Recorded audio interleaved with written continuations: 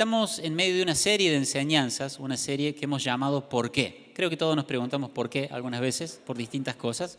Y esta serie tiene como propósito conocer algunos de los porqués más importantes de nuestra vida. Y hoy quiero hablarte de por qué Dios permite el sufrimiento.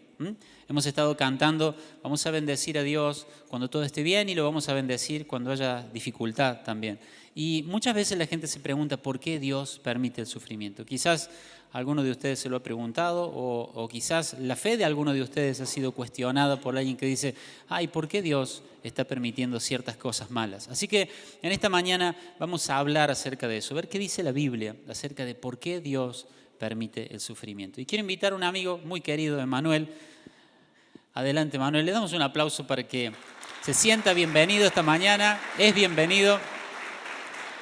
Gracias por aceptar la invitación, Emanuel. Toma asiento, por favor.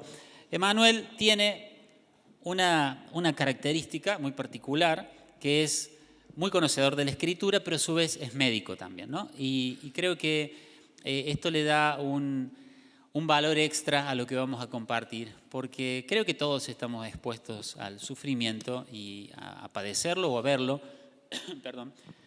Pero creo que la medicina pone a nuestros queridos médicos en una situación, digamos, de mayor cercanía con lo que es el sufrimiento, por la enfermedad, por la pérdida, por el dolor. Así que quiero que abras tu corazón a lo que en esta mañana vamos a compartir, más allá de que estamos en esta informalidad y en esta comodidad de este lugar, todo lo que vamos a compartir tiene que ver con lo que la palabra de Dios dice. Así que animo a que abras tu corazón y te dispongas para respetar esta palabra y para creerla, ¿sí? Emanuel, bienvenido, gracias. Bienvenida familia también, gracias por la invitación. Bien, ahí está también su esposa, ¿cómo le va? Bien. Su hijito Benjamín, que por ahí debe estar, bien. Y quiero que sin demorarnos empecemos a conversar sobre esto y como nos suele resultar útil, ¿qué es el sufrimiento? Antes de preguntar por qué Dios lo permite, te quiero preguntar ¿qué es el sufrimiento? Bien, el sufrimiento, una palabra que tal vez áspera, ya suena áspera, ¿no? Nosotros definimos el sufrimiento como un estado de dolencia o algo que nos perturba, que puede abarcar todo nuestro ser. Puede ser emocional, mental, psicológico, puede ser físico y siempre también es espiritual el sufrimiento. Siempre puede ser desencadenado por cualquier situación, por una crisis, pero lo que tiene de particular es que siempre el sufrimiento es general. A diferencia de lo que puede ser un dolor. Me puede doler la panza me puede doler la pierna, Son me los puede nervios. doler el brazo. ¿Cómo? Son los nervios. Son los nervios, también duelen los nervios. Entonces, eso es dolor, pero el sufrimiento siempre es más abarcativo, siempre ocupa más globalmente nuestro ser. Quiero que te quedes con esa palabra, estado, ¿sí? El sufrimiento es un estado, no es una situación puntual, es un estado que involucra todo nuestro ser. Y cuando en el ámbito cristiano hablamos de sufrimiento, hay un personaje que viene a nuestra mente, ¿no? Un personaje que es como un ícono, una marca de lo que es el sufrimiento. ¿A quién le viene a la mente cuando decimos un hombre que sufrió mucho? Job, ¿sí? Job es un hombre que sufrió mucho. Job no suele tener muchas expresiones muy alegres, ¿no? Todo lo que uno va leyendo es de una tristeza, de un sufrimiento muy profundo, ¿no? Y enseñanzas que son totalmente aplicables para nosotros. Y la Biblia cuenta que Job, estando en esa situación donde él, para los que no conocen demasiado esa historia, él tenía una familia numerosa, saludable, tenía muchísimas riquezas, él era sano, pero de pronto de un momento a otro, por una serie de situaciones que la Biblia explica, él pierde toda su familia menos su esposa, él pierde todos sus bienes y además pierde su salud. Así que todo lo que de alguna manera uno puede decir a una persona le puede suceder, a él le había sucedido. Y no solo eso, sino que todo en cuestión de instantes, lo cual hace todavía más duro el sufrimiento, ¿no? Así que lo visitan algunos amigos y entre esos amigos había un tal Elifaz. Y Elifaz le dice algo, ahí está en Job capítulo 5, lo van a ver en la pantalla, dice... el amigo dice en esta conversación con Job, el mal no germina del suelo, ni la aflicción brota de la tierra, pero la gente nace para tener problemas. Lo que está diciendo este hombre es, todos tenemos aflicción, todos tenemos problemas, pero él está reconociendo algo. Hay una semilla, hay un origen del sufrimiento, pero no sé cuál es. No brota de la tierra, no sale de las plantas. ¿De dónde viene el sufrimiento? ¿No? Elifaz lo reconoce como algo general de la humanidad, pero no tiene tan claro de dónde proviene. Que ellos no tenían algunas herramientas que tenemos hoy nosotros, ¿no? Pero ¿de dónde proviene el sufrimiento? Para saber de dónde proviene el sufrimiento, vamos a ir un poco más atrás. En la creación misma, Dios va creando las cosas y dice, y esto es bueno, y esto es bueno, y termina el cuarto día, y esto era bueno. Pero no había ningún sufrimiento ahí. Crea al hombre y a la mujer, los pone en el huerto del Edén, y tampoco había ningún sufrimiento ahí. Hasta que desobedecen, caen en pecado, y ahí comienza el sufrimiento. Es el pecado el origen del sufrimiento. Dios no tiene ninguna intervención. Y ellos ya estaban sufriendo. Si leemos un poco ahí, dice que se empezaron a esconder, a avergonzarse, porque se encontraron desnudos. Empezaron a tener temor. Se escondieron de Dios. Tenían culpa. Tenían culpa. Entonces, sin ninguna intervención divina, ya estaban sufriendo. Porque muchas veces le atribuyen a Dios, ¿no? Él nos hace sufrir. Y el origen, para dejar en claro, el origen del sufrimiento está en el pecado. Y ahí es donde comenzamos a sufrir. Y no solamente sufre toda la humanidad. Hasta que venga el Señor, sufrirá la humanidad. Pero también la creación cayó en maldición por eso. Tenemos un pasaje en Romanos 8:21, dice así. La creación espera el día en que será liberada de la muerte y la descomposición y se unirá a la gloria de los hijos de Dios. Se dan cuenta que el sufrimiento vino con el pecado. Y también toda la creación está en decadencia a causa del pecado. Es interesante eso porque frente al sufrimiento la gente cuestiona a Dios. ¿Alguna vez te cuestionaron algo que vos no habías hecho? A veces nosotros en casa, cuando alguno de los chicos hace algo y uno empieza a señalar al otro y dice, pero yo no hice nada. Y es natural eso de querer buscar un responsable. Y aún personas que no tienen una relación con Dios, que no creen demasiado en Dios, pero frente a ciertas cosas cuestionan a Dios, ¿no? ¿Cómo es que Dios, si es tan poderoso, permite el terremoto, permite ahora que los terroristas tomen el gobierno en una nación, permite esta pandemia que estamos sufriendo? Entonces, hay cosas que suceden, sufrimientos a gran escala, que suceden que hace que la gente pregunte, si Dios es todopoderoso, ¿por qué permite eso? Esa te toca a vos. No, ahí dice Manuel, con doble M. ¿Por qué Dios permite el sufrimiento, ¿no? Si es todopoderoso. Bien, Dios es todopoderoso. Y también es bueno, todo lo que hace es bueno. Pero también a veces nos olvidamos que Él es justo. Y aunque no nos guste, el sufrimiento es justo. Por la desobediencia, por el pecado. Entonces, a causa de eso, viene la justicia de Dios. Además, Dios cargó sobre Él, sobre su Hijo, nuestro futuro sufrimiento. O sea, después de esta vida viene una vida eterna o una muerte eterna. Él, en su amor, hizo que nuestro sufrimiento cayera sobre Jesús y que en Jesús tuviéramos la posibilidad de poder tener vida eterna. Sí, perdón, una de las cosas que conversábamos con él es que nosotros decimos, si es todopoderoso, me tiene que librar de este sufrimiento, ¿no? Ese es un razonamiento humano muy, muy lógico, ¿no? Si Él es todopoderoso, me tiene que librar de esto. Pero llegamos con Emanuel a la conclusión de que cuando nosotros hacemos eso, estamos limitando la omnipotencia de Dios a decir, Él tiene que solucionar este problema. ¿Por qué? Porque resulta ser que Dios es tan poderoso, es verdaderamente omnipotente. ¿Cuántos creemos que Él es todopoderoso? ¿Sí? Bueno, Él, como es todopoderoso, no necesita impedir el sufrimiento, impedir las circunstancias difíciles para que nosotros estemos bien. A ver, Si Él fuera poderoso, podría salvarnos de una situación, por ejemplo, de una pérdida, ¿no? De un ser querido. ¿Podría hacerlo? Sí. Ahora, Dios es todopoderoso, Dios es omnipotente. Entonces, ¿qué significa eso? Que ante la pérdida de un ser querido, los que hemos perdido seres queridos cercanos, sabemos el dolor que eso significa. ¿Dios lo podría haber impedido? Sí, pero como Él es todopoderoso, Él puede darme en medio de mi pérdida el consuelo que yo necesito. Entonces, ser todopoderoso no significa que Él va a evitar el sufrimiento en tu vida. Ser todopoderoso significa que en medio del sufrimiento en tu vida, Él te va a poder dar la paz, el consuelo, la esperanza, que ese sufrimiento sin Dios te puede quitar. Cuando esos 3 amigos judíos fueron, por culpa de otros, llevados a tierra extranjera, dice ahí el libro de Daniel,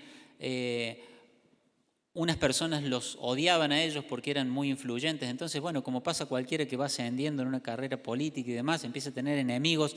Entonces, bueno, el rey hace una imagen, todos se tienen que arrodillar a adorar esa imagen cuando suenan los instrumentos musicales. Y estas personas dijeron, no, nosotros solamente adoramos a nuestro Dios, solo hay un Dios verdadero. Y en ese momento ellos se ven frente al rey y el rey les pregunta, ¿por qué ustedes no se arrodillan y no me adoran? No, porque solamente adoramos a nuestro Dios, el Dios verdadero. Entonces dice, bueno, pero los vamos a tirar a un horno de fuego. Esa era la condenación para los que no quisieran adorar a la imagen. Y uno dice, ¿por qué Dios permitió todo eso? ¿Por qué permitió que fueran llevados a esa nación? ¿Por qué permitió que al rey se le ocurriera, si es todopoderoso, ¿no podría haber hecho que al rey no se le ocurriera esta idea de que adoraran la estatua? ¿Lo podría haber hecho Dios, sí o no? ¿Qué opinan? Sí. ¿Podría haber hecho que no los vieran a ellos? Imagínense, hay una plaza, empiezan a tocar la flauta, las trompetas, todos se postran y Dios los hace invisibles a ellos. ¿Podría haberlo hecho? Sí. ¿Es todopoderoso Dios? Sí. Y no lo hizo. Pero ¿qué pasa? Cuando los echan en el horno, la Biblia dice que eran 3, los ataron bien, los tiran al horno, y cuando están en el horno, el rey dice, ¿qué estoy viendo acá? ¿Cuántos echamos en el horno? 3 le dijeron. ¿Y saben cuánto estaba viendo el rey? 4. Y el cuarto parece hijo de Dios. Y están libres. Los atamos, pero adentro del horno están libres. Y lo interesante es que ellos, en esa situación, no salen corriendo. Yo creo que hubiera salido corriendo del horno. Veo que no me quemo, salgo, ¿no? Ustedes se hubieran quedado. Entras al horno, se te desatan las manos, no ardes, no sentís el fuego, creo que saldrías de ahí, ¿no? Sí. Con cuánta alegría festejar, que no pasó nada. Sin embargo, estos hombres se quedaron ahí. ¿Cómo alguien puede querer quedarse en el horno? La presencia de Dios en el horno, la presencia de Dios en la adversidad, se experimenta de una forma que en la provisión, en la abundancia y en la bendición no la experimentamos. Entonces, ¿Dios es todopoderoso? Sí, mis hermanos. Es tan todopoderoso que Él puede en el sufrimiento, en el horno, guardar nuestra alma. ¿Amén, iglesia? Amén. Así que si has estado pasando dificultad, no creas que Dios tiene que sí o sí sacarte de la dificultad para que tu estado de sufrimiento cambie. En la dificultad, Él puede darte paz. ¿Amén? Amén. Bueno, repasamos entonces. El sufrimiento es un estado. Es un estado general, global. Causado por el pecado. Causado por el pecado. Bien. Bien, ahora la serie esta trata de los por qué. Y quiero que me empieces a comentar por qué Dios lo permite. ¿Vas a responder una onda? Yo no voy a responder ninguna. Bien. Mientras estábamos haciendo esto, meditamos y reflexionamos. ¿Por qué Dios entonces permite el sufrimiento? Y sacamos tres ítems. Uno de ellos es, Dios permite el sufrimiento porque es un recordatorio de nuestra condición. ¿A quién no le ha pasado tal vez que uno puede estar bien económicamente, tal vez, puede tener los bienes materiales que necesita, puede gozar de salud, puede estar bien en todas las áreas de su vida y empieza a pensar que esa situación es porque lo hice yo. Puedo pagar todas las deudas porque yo trabajo. Soy saludable porque como bien, porque entreno, porque hago deporte, porque no me contamino y empiezo a adjudicarme a mí algo que en realidad siempre está en manos de Él. Entonces Dios, la palabra recordatorio siempre me suena al souvenir. Si alguna vez ha ido a una fiesta. Cuando preparábamos esto, decíamos, Dios nos da un recordatorio.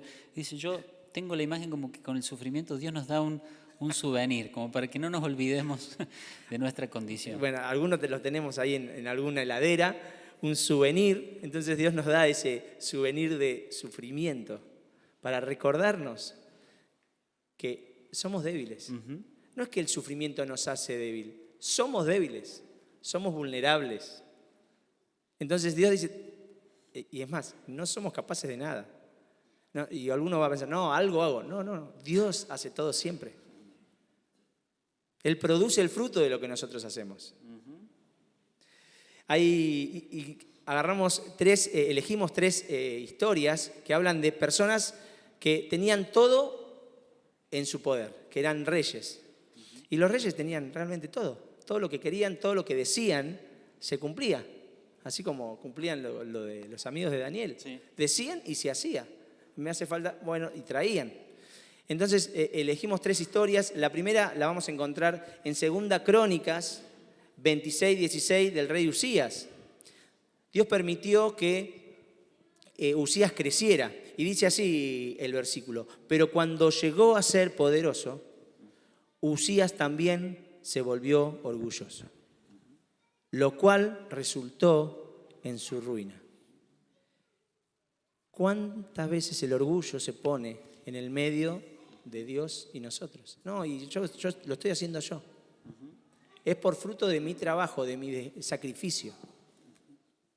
Hay dos ejemplos más muy lindos que padecen y sufren lo mismo, pero tienen destinos diferentes. Los vamos a ver al rey Usa en 2 Crónicas 16, 12. A ver, este rey tenía que ir conquistando terrenos y tenía que ir venciendo enemigos. Gracias a Dios. ¿Qué decide hacer él? Dice, bueno, ¿por qué no, en vez de ir e ir a la guerra, por qué no nos hacemos aliados y evitamos la guerra?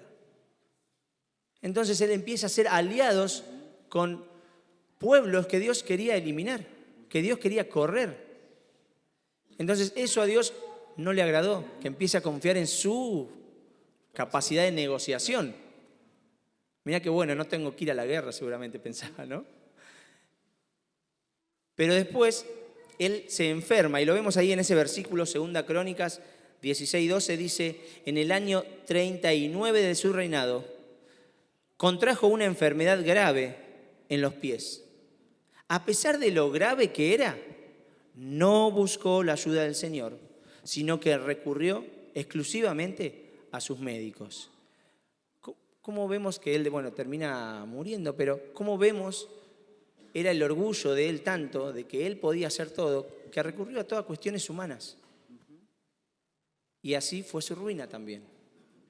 Pero vemos otro rey, vamos a otro versículo que está en Daniel 4:37, otro rey que es el rey Nabucodonosor. Él también Dios permitió que fuera grande, poderoso. En un momento él se encuentra con todo y dice, mirá todo lo que logré. Y Dios le trajo el souvenir. Le trajo el souvenir, le dijo, tomá. Y él, el sufrimiento que padece es un sufrimiento mental. Dios le trastorna la mente, lo convierte como en una bestia. Y él se empieza a revolcar y empieza a comer pasto. No te ríes, ¿en serio? Pero fíjense lo que hace este sufrimiento en Nabucodonosor. Cuando Dios le vuelve la razón, esto es lo que dice el rey. Ahora yo, Daniel 4:37 dice, ahora yo, Nabucodonosor, alabo, glorifico y doy honra al Rey del cielo. Entendió que había un rey superior a él. Amén. Todos sus actos son justos y verdaderos. ¿Cuántas veces salimos de un sufrimiento y decimos, todo lo que hizo el Señor es justo? Es justo lo que sufrí. Y por último termina diciendo, y es capaz de humillar al soberbio. Creo que era la expresión de él, ¿no? Yo era un soberbio y Dios me humilló. Así que vemos cómo dos reyes que tenían todo a su disposición, uno pudo arrepentirse, reaccionar. Sí, el tema es que el sufrimiento, como esto que decía Manuel, es importante. El sufrimiento no es que nos hace débiles, muestra lo que ya éramos. O sea, Dios usa el sufrimiento como un espejo. Cuando nosotros vamos creciendo en nuestro orgullo, en nuestra independencia de Dios, ya no lo necesitamos tanto, ya no lo buscamos tanto, ya no es tan importante conocer la palabra, servir a Dios. Cuando ya nos parece que no es tan importante, bueno, ahí Dios nos pone frente a un espejo, usa el sufrimiento como un espejo para que nosotros veamos nuestra condición humana y nos demos cuenta de lo débiles que somos. Algunos, como uno de estos reyes, a pesar de que están en el sufrimiento, no buscan a Dios, y otros, como Nabucodonosor, en medio del sufrimiento se dan cuenta y buscan a Dios y se dan cuenta de que necesitan vivir dependiendo de Dios y reconociendo que si algo van a poder hacer, va a ser por el poder de Dios, ¿no? Para anotar la frase, no la voy a dejar pasar, el sufrimiento quita la falsa idea de que tenemos el control de las cosas. Cuando creemos que tenemos el control, ya estamos creyendo algo que es falso. No tenemos el control. Y con esto que decías que esto que nos pone como un espejo, ¿no? Y nos revela en parte lo que somos, hay una imagen que charlamos con Mati, muy linda, de Jesús cuando se transfigura. Él se deshace de su humanidad y muestra su gloria. Muestra lo más profundo de la gloria, la perfección, lo sublime que es Él. Nosotros tal vez tendríamos que hacer algo inverso y frente al sufrimiento sacarnos la vanagloria y quedar desnudos delante de Dios. Y mostrarnos como lo que somos vulnerables, débiles, que dependemos de Él. Muchas veces esto nos lleva a arrodillarnos, a llorar, y a veces uno lo ve, que ese es el momento posible de mayor intimidad con el Señor. Cuando yo me presento delante de Él, vulnerable como lo que soy, no como que intento ser, no, yo soy vulnerable, yo soy frágil y Él siempre tiene el control de todo. Hay una frase de C.S. Lewis, el que escribió las crónicas de Narnia. Él dice algo así como que Dios susurra en nuestros placeres, habla en nuestras conciencias, pero grita en nuestro dolor. El dolor es como un megáfono para Dios. Dios nos está llamando, Dios nos está diciendo, no es este el camino, no estás haciendo las cosas bien. Y cuando buscamos placeres lejos de Dios, algo nos dice que no está bien. Y nuestra conciencia después, cuando nos estamos alejando demasiado de Dios, nos empieza a hablar, ya no susurra, habla y dice, no, este no es el buen camino. Esto no es lo que Dios quiere para vos. No fuiste creado por eso. Por eso te reís, parece que está todo bien, buscas la mejor foto para poner ahí en tus redes sociales, pero algo en tu corazón te dice que no está todo bien. Tu conciencia, Dios a través de tu conciencia te habla. Pero a veces no escuchamos el susurro de Dios en nuestro placer, alejado de Él. No escuchamos la voz de Dios en nuestra conciencia y terminamos escuchando a Dios cuando grita en medio del sufrimiento. Y quizás algunos de los que están acá dicen, a mí Dios me venía hablando. ¿Cuántos son de los que decimos, Dios me venía hablando? Miren, me venía hablando, ¿no? Pero llega un momento donde Dios hace algo, que es el sufrimiento. No lo origina Él, pero permite situaciones de sufrimiento. ¿Para qué? Para que eso que nosotros no queremos escuchar, que ese no es el camino correcto, que así no se tiene que vivir, nosotros podamos reaccionar a esa voz. Y el sufrimiento no nos gusta. No hace falta que hagamos una encuesta, el sufrimiento no nos gusta. Pero Dios nos ve en una posición de orgullo, de altivez, una posición alta, donde nosotros no tenemos que estar, porque hay uno solo alto, que es Dios. Ahora, cuando nosotros nos ponemos en esa posición por los logros, por lo que sabemos, por lo que tenemos, empezamos en una pendiente, empezamos a caer, por causa del orgullo.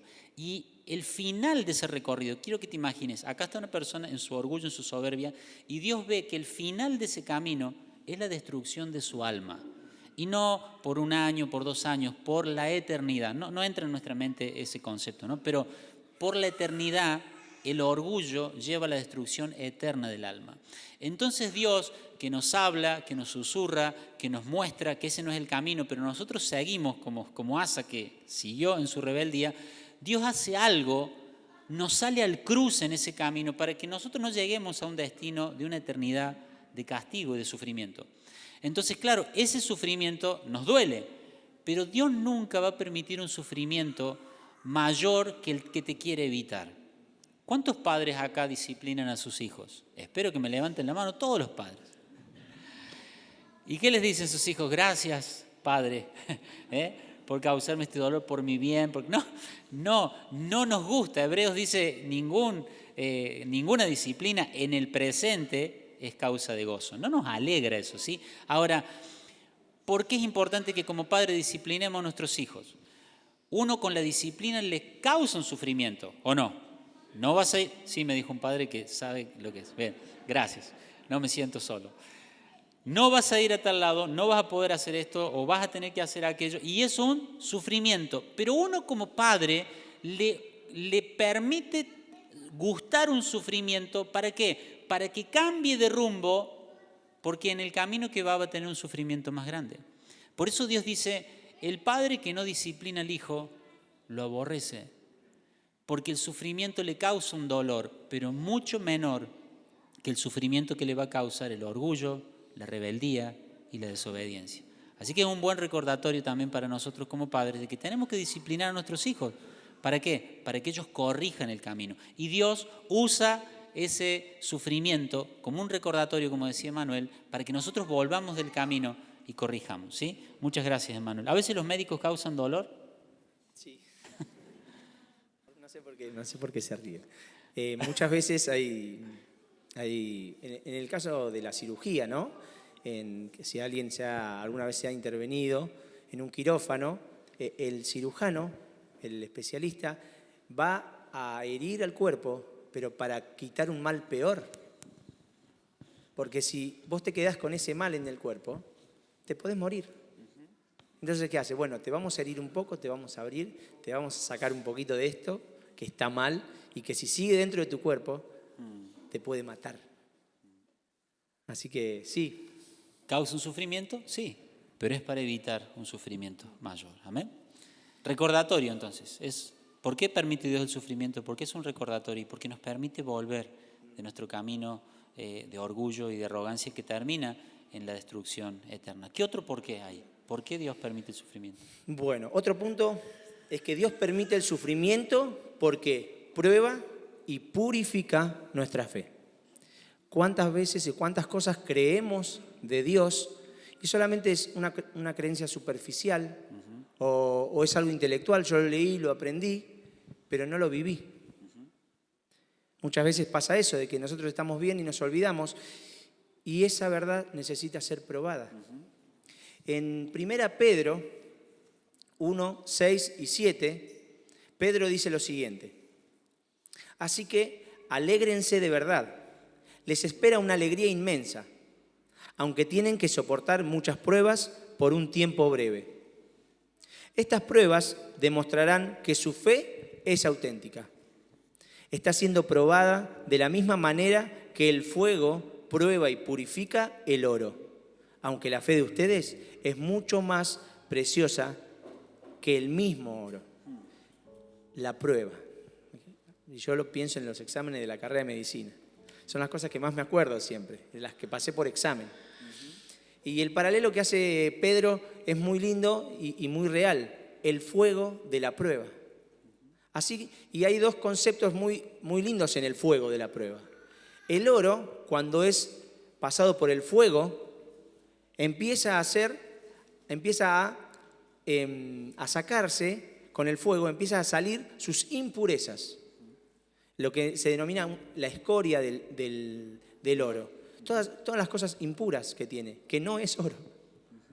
Entonces nuestra fe, de la misma forma, cuando pasa por el sufrimiento, empieza a sacar las impurezas de lo que yo creo de Dios. Ah, no, Dios no va a hacer eso. No, Dios puede hacer eso. Dios va a hacer esto. No, Dios no lo va a hacer. Entonces Dios usa eso para purificar lo que nosotros creemos de Él. Nos corrige, nos enseña también. Va corrigiendo lo que nosotros creemos.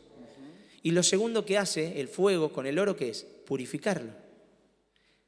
Purifica nuestra fe, la hace auténtica. Esto que crees, lo creo porque lo padecí, lo sufrí y me mantuve en el camino del Señor. Una de las cosas que él decía cuando presentaba el tema del sufrimiento es que es un estado, ¿se acuerdan? Es un estado. Estamos bien o cómodos o tranquilos y de pronto hay un cambio de estado, ¿sí? Pasamos a sufrir. Y cuando estudiábamos esto del oro, veíamos eso, de que si el oro está en ese estado sólido, el joyero no puede limpiarlo. El joyero tiene que cambiar el estado del oro, de sólido a líquido, para poder limpiarlo. Y Dios, hay cosas que tiene que purificar de nuestra fe, que no las puede purificar en la comodidad, que no las puede purificar cuando todo va bien. Necesita el fuego de la prueba. Y yo les compartía a los hermanos en la reunión anterior que a mí me resulta raro ver en un mismo párrafo, acá Pedro escribe y usa junto en este texto la expresión alégrense, alegría inmensa y fuego de prueba. Parece que este hombre, ¿cómo es que puede haber alegría y alegría inmensa en el fuego de la prueba? Bueno, estas dos cosas. O sea, el fuego lo que va a hacer es que mi fe se purifique. Mi fe tiene que purificarse de todas aquellas creencias equivocadas que yo tengo acerca de Dios, acerca de mí, acerca de lo que importa en la vida. Muchas personas están bien y adoran a Dios, pero cuando llega algún problema, se dan cuenta de que esas cosas que creían que eran importantes, ahora no lo son. Hemos hablado en este tiempo con personas que se han recuperado de estar internadas, de estar grave por esta pandemia, y su convicción ha cambiado. Hay cosas que me parecían tan importantes que ahora no son tan importantes. Su fe ha sido purificada. Lo que ellos creen importante y no importante ha sido purificado, ha sido cambiado. ¿Y cómo ocurrió eso? Bueno, no ocurrió en un cine, no ocurrió en un teatro, ni en un picnic, ocurrió en una terapia intensiva. Porque Dios usa el sufrimiento para purificar lo que nosotros creemos, para purificar la verdad que está en nuestro corazón. Y algo hermoso que dice Pedro acá con esto es que la fe es probada, a través del fuego. ¿Qué significa que sea probada? Dice, ustedes van a saber que su fe es auténtica. ¿Saben cuánta gente dice yo creo en Dios? Paren en la calle a alguien, pregunten en el supermercado a alguien, en el banco, donde sea, ¿ustedes creen en Dios? ¿Saben cuánta gente va a decir que sí? Mucha gente cree en Dios. Pedro está diciendo, qué alegría inmensa para ustedes, porque si después de la prueba ustedes siguen creyendo en Dios, eso va a demostrar una cosa, que la fe de ustedes es verdadera. La fe en Dios es lo que nos salva de una condenación eterna. La fe en Dios es lo que nos hace hijos de Dios. La fe en Dios es lo que nos lleva al cielo cuando morimos.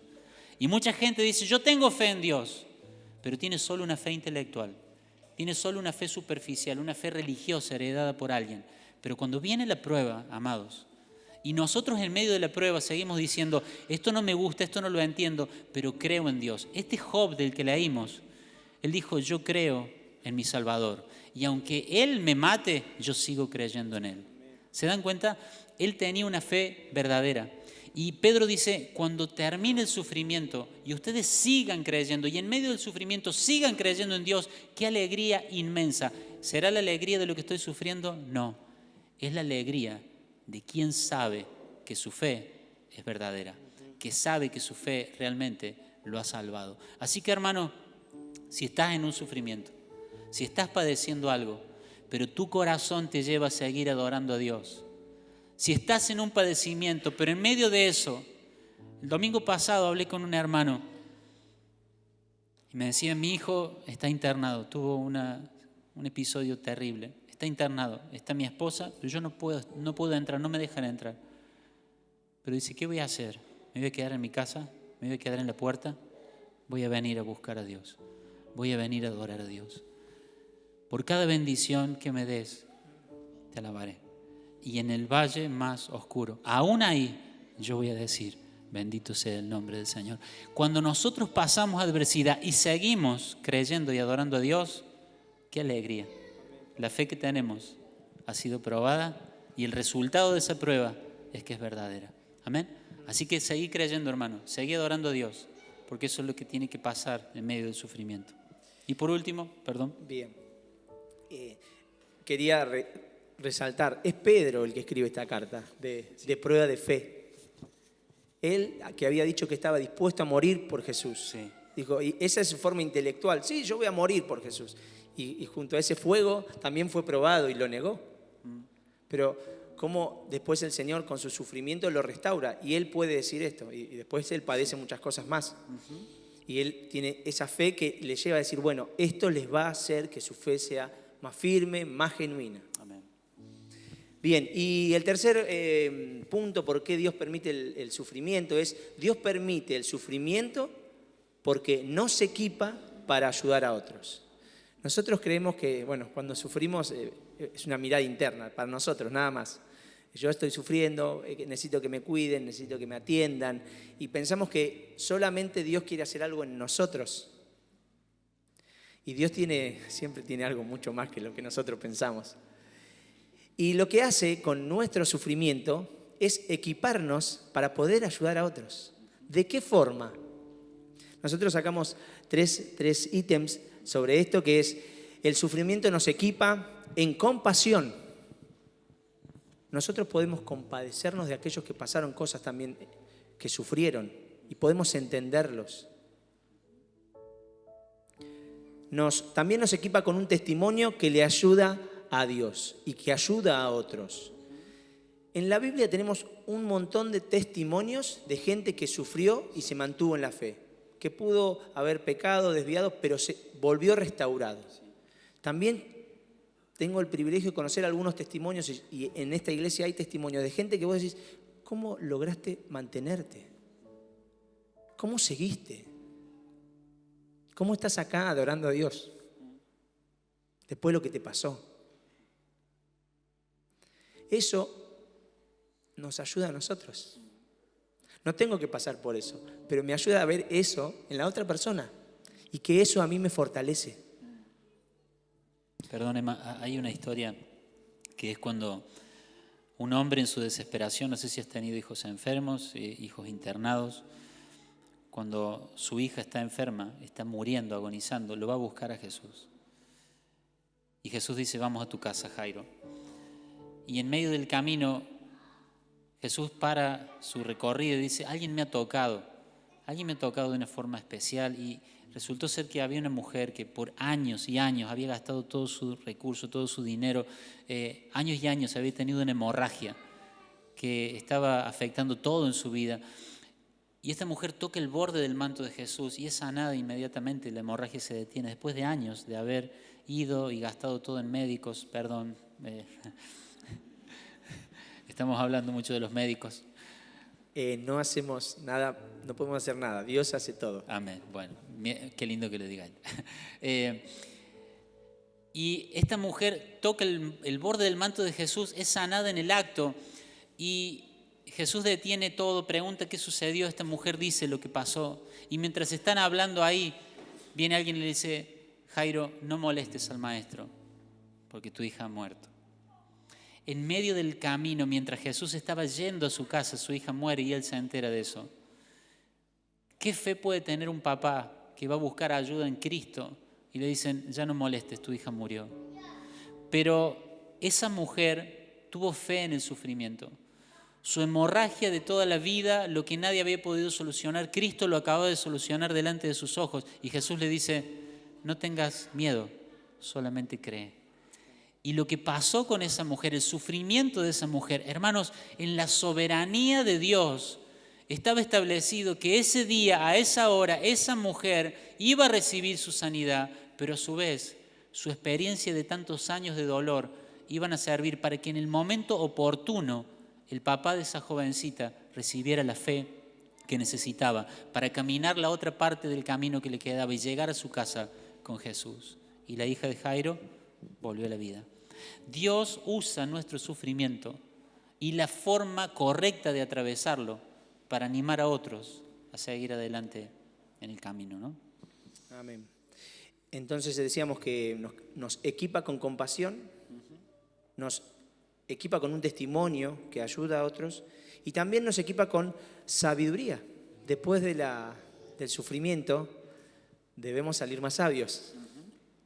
Y esa sabiduría sirve para consejo a otros también. Te aconsejo que no vayas por ahí, yo ya fui y no es bueno el final.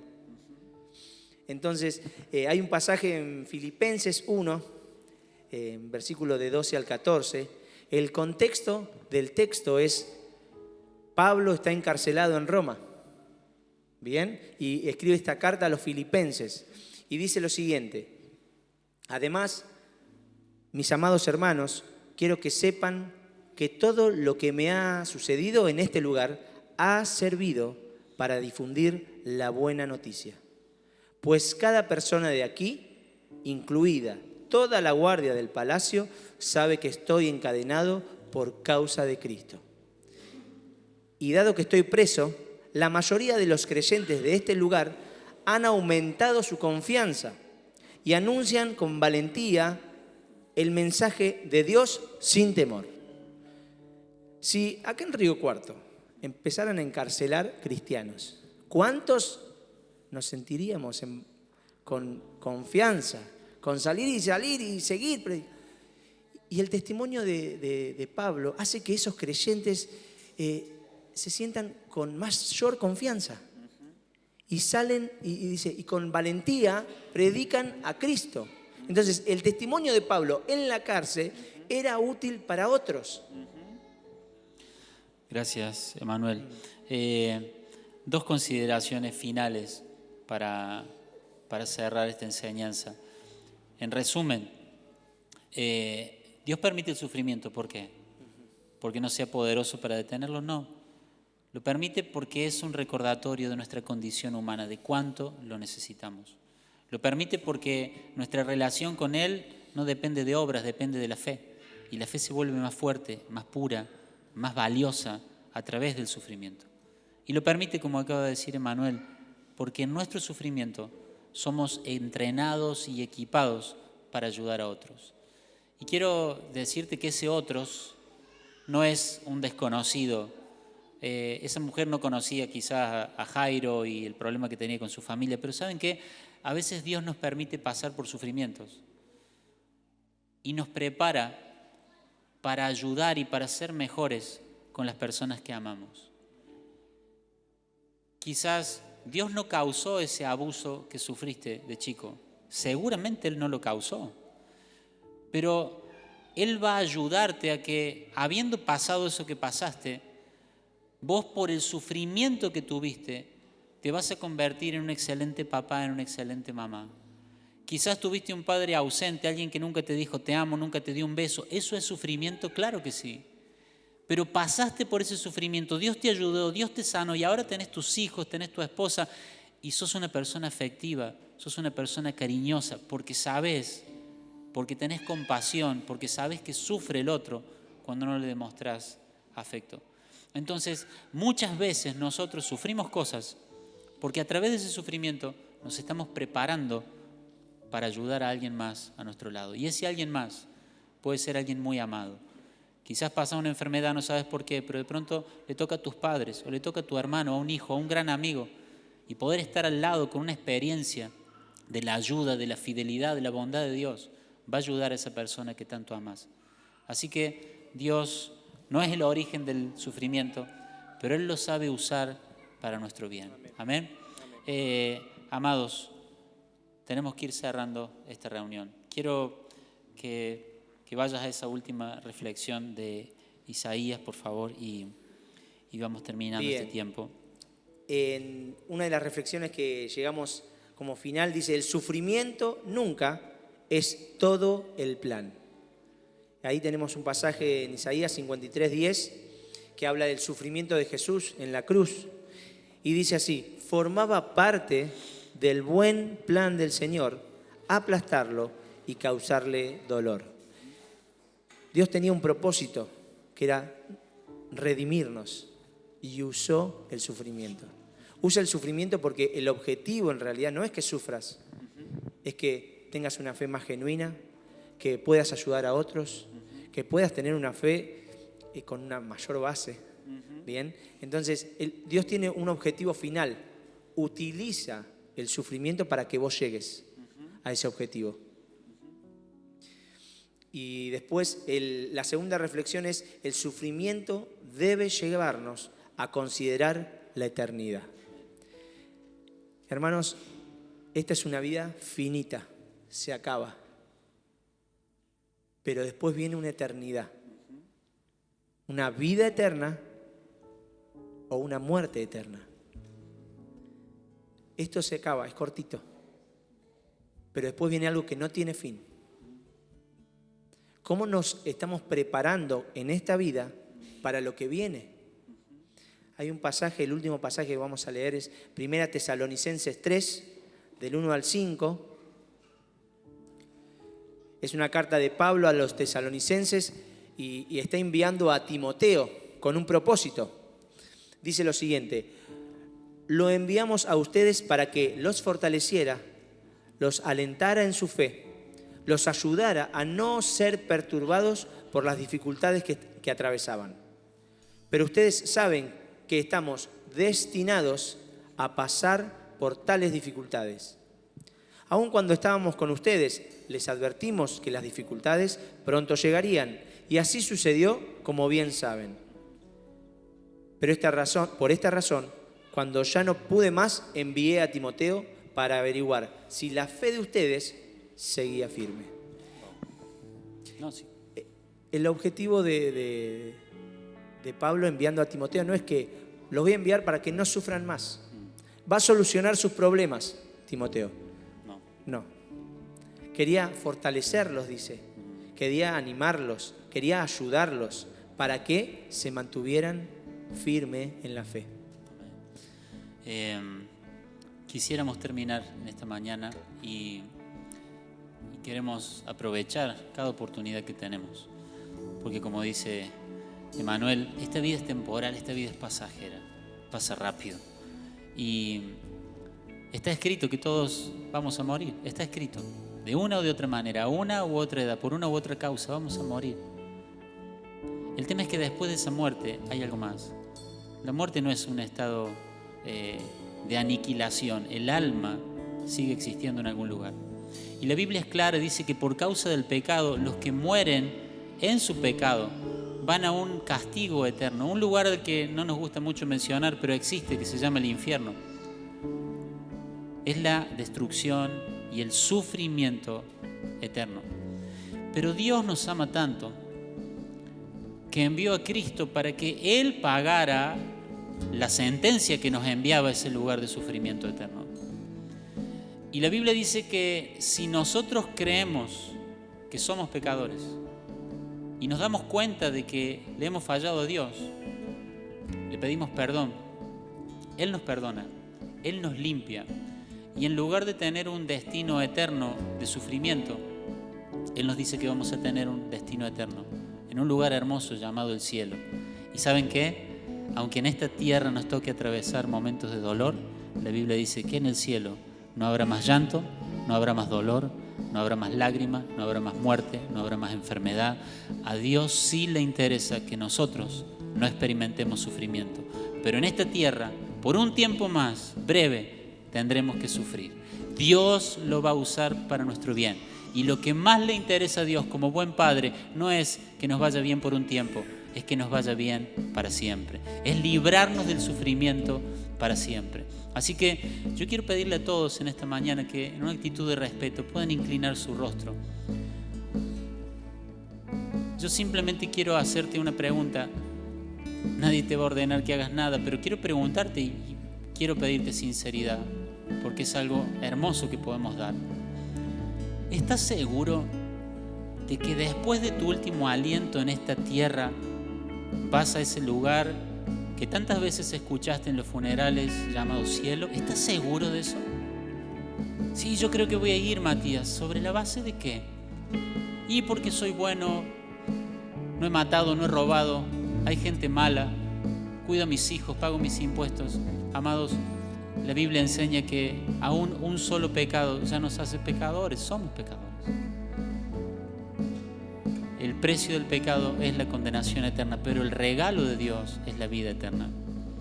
Y yo quiero animarte en esta mañana a que al menos consideres esto. Hoy hay una oportunidad, no sé cuánto tiempo más te queda en esta tierra, pero sé que es temporal. Hay una eternidad.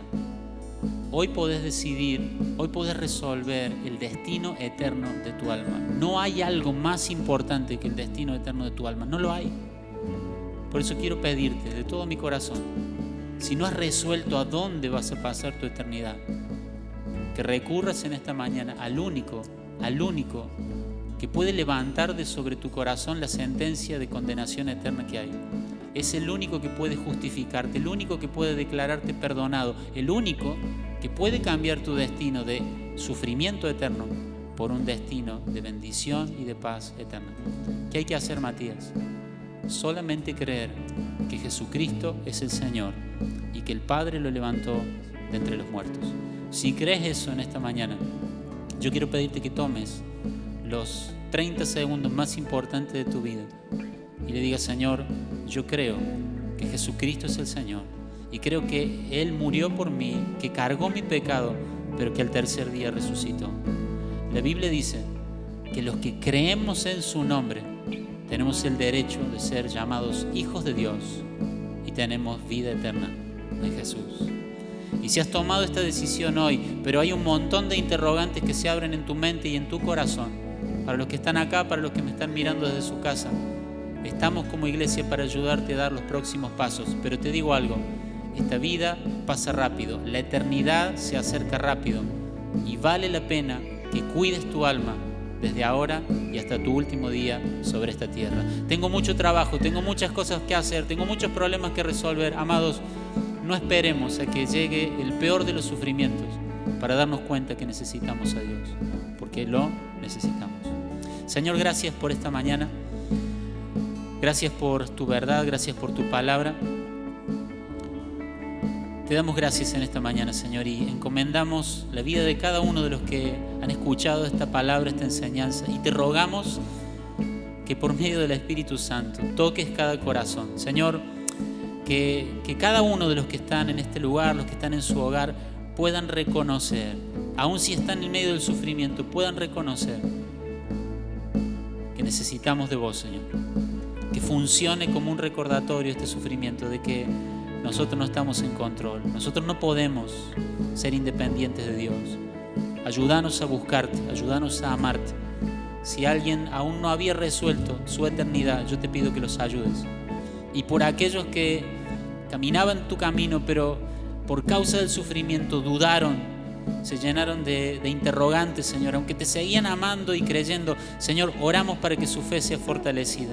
Oramos para que sepan, Señor, con seguridad, que estos leves sufrimientos que pasaremos en este tiempo, como dijo el apóstol Pablo, no se comparan con los tiempos gloriosos que disfrutaremos en una eternidad contigo. Señor, gracias, muchas gracias, porque del castigo y del sufrimiento eterno nos libraste por medio de tu muerte y resurrección en la cruz. Señor, gracias. Te adoramos y te bendecimos. En el nombre de Jesús. Amén, Señor.